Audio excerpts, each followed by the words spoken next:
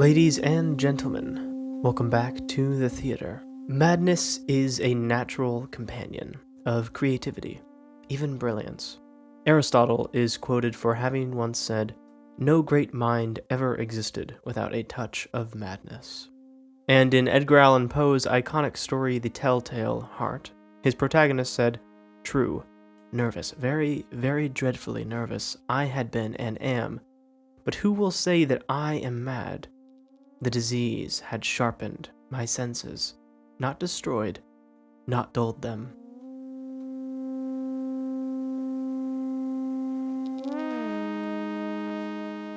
Without a doubt, a mind touched with insanity makes for an interesting one, a unique one, if nothing else.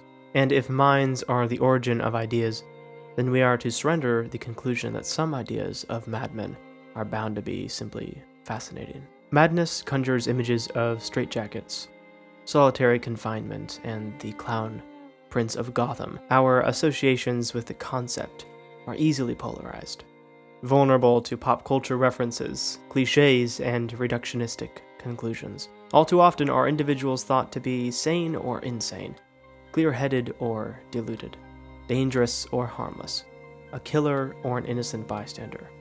But we simply must rethink this infantile view as often as possible of clear tracks and predictable destinations. Humans are complex, beautifully so. Streaks of madness, moments of weakness, a lapse in moral judgment, and the consequences of actions done as a result are part and parcel of being human, and just why it is so intoxicating to be human at all. Throughout history, we have known individuals of great intelligence and merit to be plagued, or even seen as blessed, by bouts of insanity, a discrepancy in their otherwise sober senses, which both inspire odd behaviors, but also lends itself to their brilliance. And then there are those who can blend in with normal people, all the while entertaining deluded ideas or suffering from a great paranoia devouring from within. It would seem foolish to determine that great achievements are attained in spite of one's madness, rather than partially because of it. What of those who obsess over a particular craft, say, a profession or skill, devoting abnormal hours to it, their whole lives even, sacrificing social gatherings, their health and normal behavior to indulge nothing more than a fixation? We label such people as professionals, experts, or even prodigies in the world of professionalism and sport. But is this not its own kind of madness? A stunning example of disregard for normality. Just as I said before, it is so seldom checkered, so black and white, as sane or insane, or a romantic, artistic madness besides a debilitating, clinical one. And for today's show, we take a very real glimpse into the heart of this complexity. My name is Harlequin Grimm, and you are listening to the stories of monsters whose voices are lost in history. And this is Mania.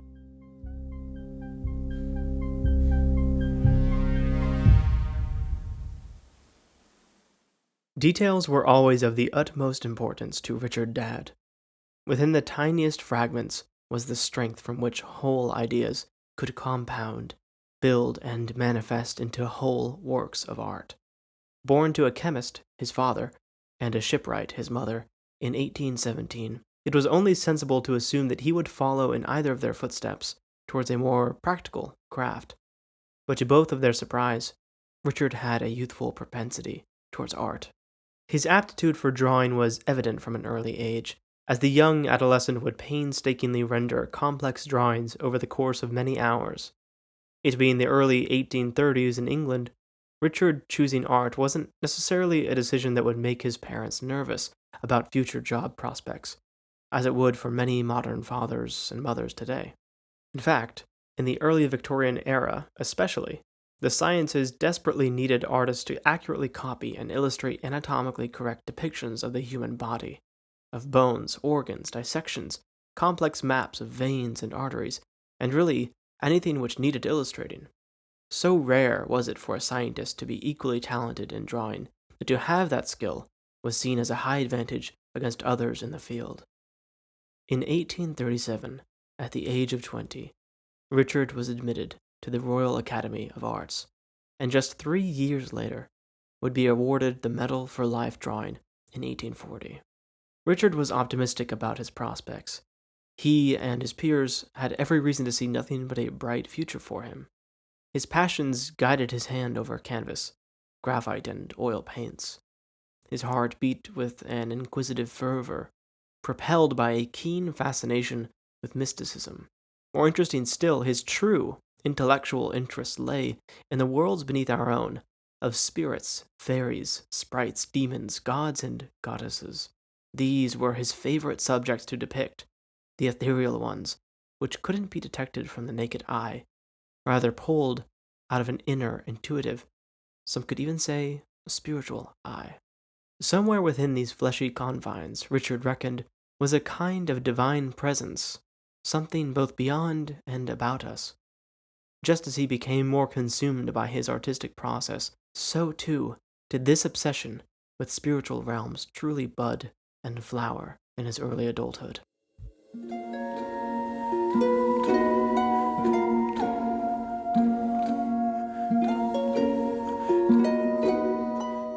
In the late summer of 1842, the former mayor of Newport chose Richard to accompany him and his daughters on an expedition through Europe to Greece, Turkey, southern Syria, and Egypt. Now this journey would prove to be the most influential experience of young Richard's life. He translated his travels into paintings, splashes of color, symbolism, and subtle details.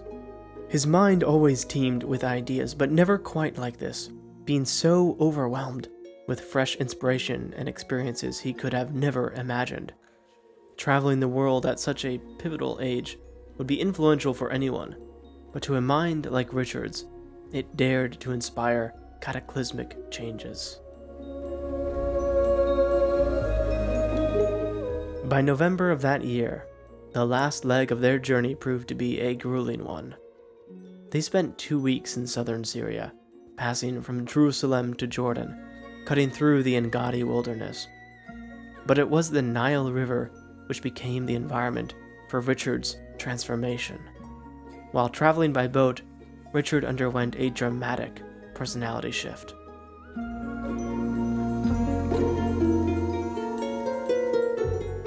He became violent, his moods highly temperamental, and most notably, those who traveled with him noticed a shift in his eyes. Richard always looked about him with the precision of a needle when he worked, and out in the world they seemed to suggest an open reflection one has when observing the world in great soulfulness. But after the Nile, it was as though that passion was turned inward, a storm of expression and curiosity imploding on itself, plummeting into the recesses of his being. Richard's gaze took on this unsettling blankness, the look of someone so twisted in their own thoughts that they seemed dissevered from the real world, and it never quite recovered that light that he once had. After thrashing and raving wildly on the boat, at last Richard was restrained to a bed, and there, soaked in sweat and half murmuring to himself, he admitted to his travel companions that he was under the influence of the Egyptian god Osiris.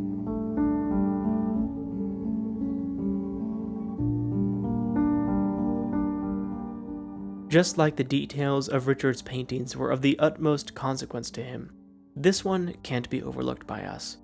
Richard could have said any number of the Egyptian deities, but he picked Osiris, the lord of the underworld and judge of the dead. Osiris is often depicted with black or green skin, symbolizing the fertile mud of the very river which was ushering Richard into this new, darker phase of his life, a phase which would prove to be his own underworld. Though Osiris is often seen as a just, generous god, there are other important depictions of him as being a terrifying figure who sends demon messengers to drag the living into the realm of the dead. Richard's mind never quite recovered from this experience. Originally, it was thought he had sunstroke, But upon his return to England in the spring of 1843, it was evident that something more permanent had beset him. He was diagnosed as being of unsound mind and was taken by his family to recover in a rural village about 10 miles southwest of London. This is where our story diverges. The expectations of normality shattered by the unpredictability of what was so gently referred to as an unsound mind. Some might say the task of an artist is to allow ideas to transcend from the realm of thought into the corporeal world, be it onto a piece of sheet music, canvas, or in the pages of a book. But many artists, those who become obsessed with their work, might find the experience somehow reverses itself, feeds into itself, such that their work transcends its bindings and takes hold of their reality, governing how they interpret it before they even put it into their craft. Where the world first provided ideas for what to put onto the canvas starts to produce ideas for what to see in the world. That same year, an idea took hold. He was convinced that the devil had inhabited his father's body, and because of this, he ended his father's life. He'd done it with a knife, not slowly, rather in a sudden, unexpected movement on a quiet evening when the rest of the people in the home had already gone to bed. A murder of necessity, of logic, not passion, driven by a string of reasoning which to us reads like insanity, like madness. But to Richard, it was the most sensible, perhaps even humane thing to do. Though undoubtedly possessed by erratic thoughts, Richard had lost none of the cunning which made him a lauded artist. Now he knew full well the ramifications of what he'd done, and so he fled to France. On that route, he came upon a fellow passenger. To him, this passenger's eyes harbored a kind of darkness, a similar sensation he got from his own father. But all Richard had besides his painting supplies was toiletries. A razor, thusly, became his next would-be murder weapon. But before he could kill the passenger in the train car, he was overpowered by police and arrested. And yet, this story doesn't end in tragedy.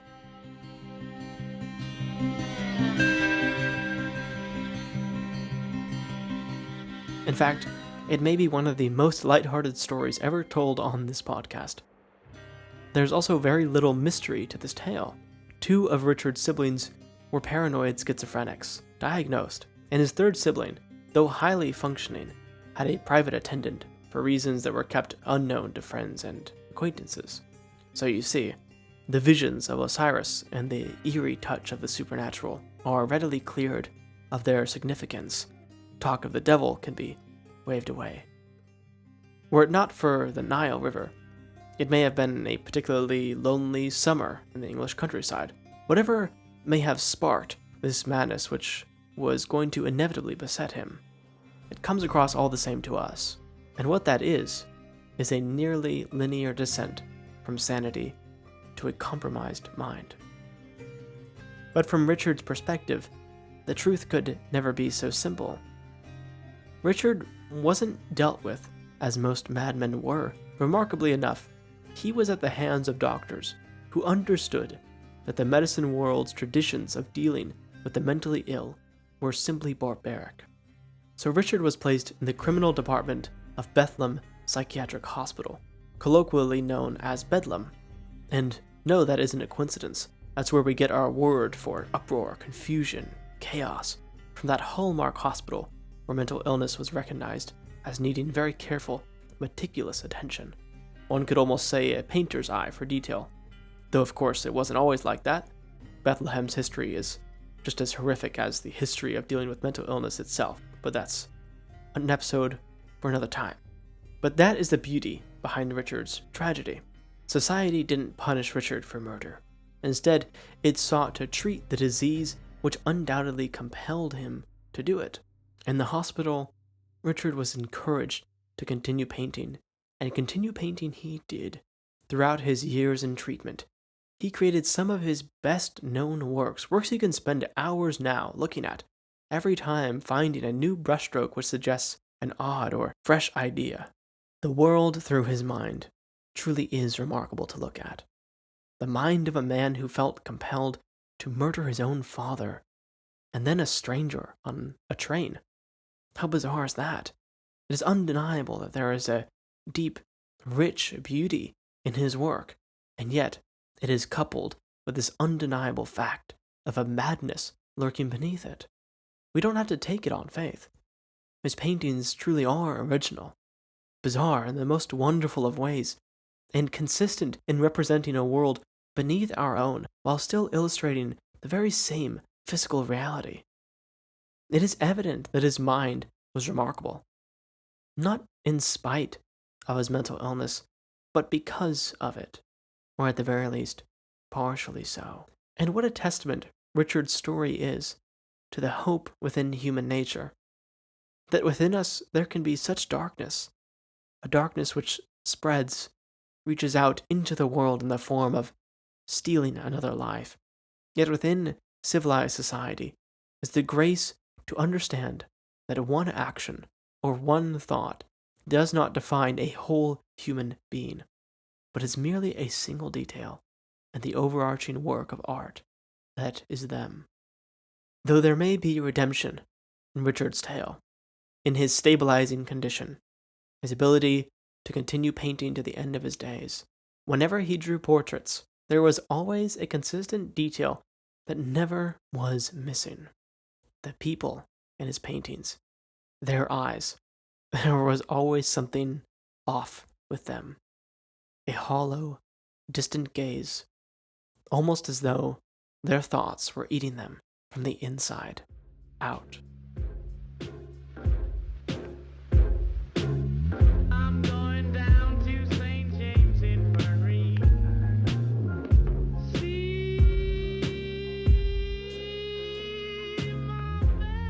Thank you very much for joining me for another episode of Mania in the Grim Theater, which currently resides in all of our minds.